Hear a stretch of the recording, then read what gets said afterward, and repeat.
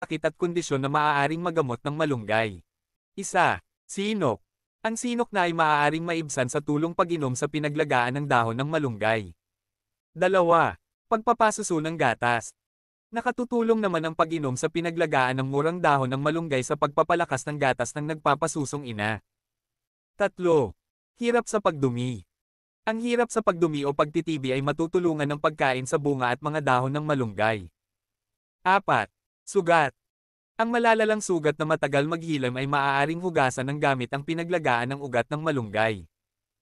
Ang dinikdik na dahon na hinalo sa langis ng nyog ay mainam din para mapabilis ang paghilom ng sugat. 5. Pananakit ng mga kalamnan, spasm.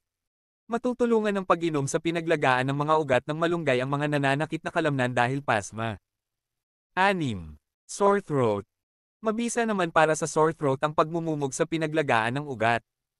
7. Rayuma.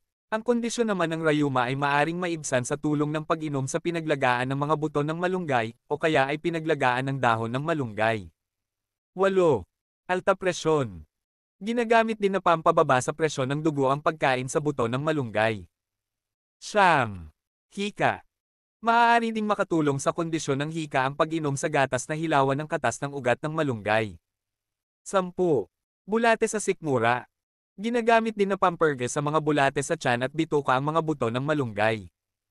Please share.